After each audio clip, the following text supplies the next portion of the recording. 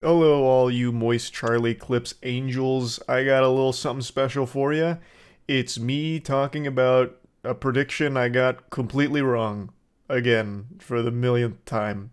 And this is a pretty wild one because this is in an area that I consider myself a pretty knowledgeable on, like close to an expert, like nearly the preeminent leader in the field of trading cards, most specifically Yu-Gi-Oh cards.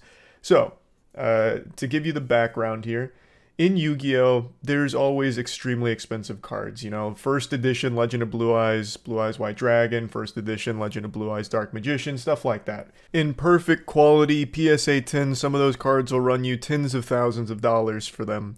But there's actually a level above that. The term Holy Grail gets tossed around often. Like that has kind of lost its meaning. It's like the word literally. It just gets overused to the point where it's completely fucking meaningless half the time. But in Yu-Gi-Oh, there actually is a Holy Grail card. A true 1 out of 1. A card that was only made a single time. One copy exists ever, and will only ever be one copy. It's called Tyler the Great Warrior. It has a long history, and in fact, I had first heard about it when I was still in middle school. And I didn't believe it was real. I thought it was just like this make-believe myth, just a rumor. Maybe I was just jaded because at this time this was also during like the full swing of Halo myths, like shooting the golden warthog sign on Headlong would spawn a warthog, so I spent like 2 fucking hours shooting this thing with rockets only to realize I got lied to. So if the golden warthog was fake and the ghost of Lockout in Halo 2 was fake, I started to believe that pretty much everything I was reading online was just a lie.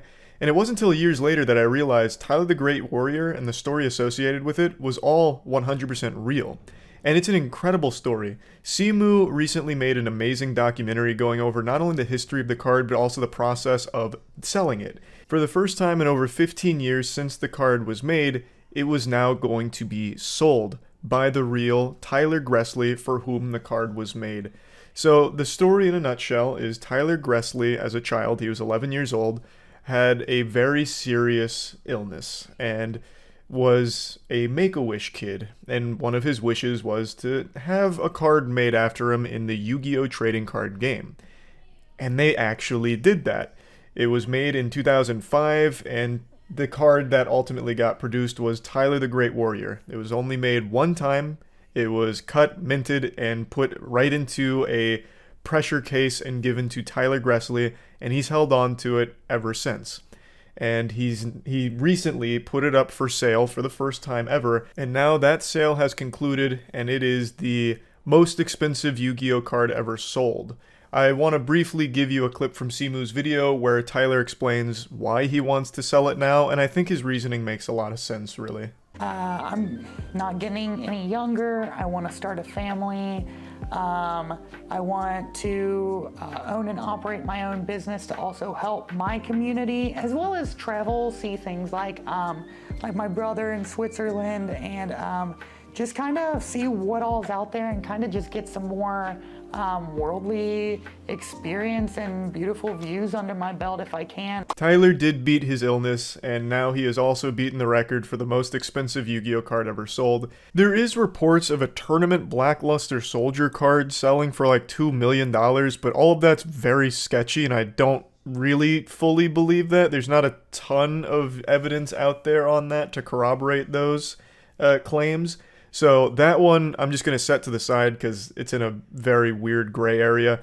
Tyler the Great Warrior is a confirmed sale of over $300,000, which is, as of right now, the most expensive Yu-Gi-Oh card sale. He said that he's cherished the card for so long and just felt it was time to give other collectors an opportunity to have that piece of history as well and appreciate it the way that he has.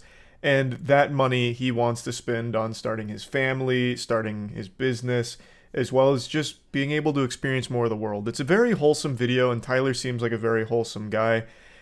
So I highly recommend watching the whole video. But where I come into the equation on a wrong prediction is I, of course, followed this story. And when the card was going up for sale, I made the prediction that it probably wouldn't sell for more than $50,000 or $60,000. I couldn't have been more wrong, clearly.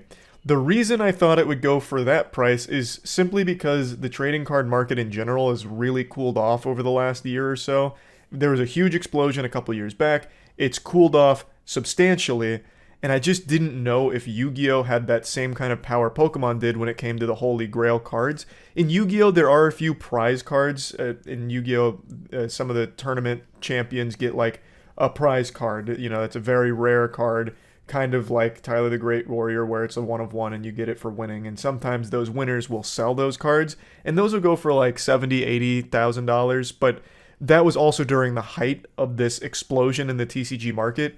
And now that we're coming down from that, I just wasn't sure if Tyler the Great Warrior would be able to go like into the deep, six figures here or anything. But it did. $311,000 sale on this card is incredible. That is a very expensive card, and that is money that I'm sure Tyler's going to use for a great purpose.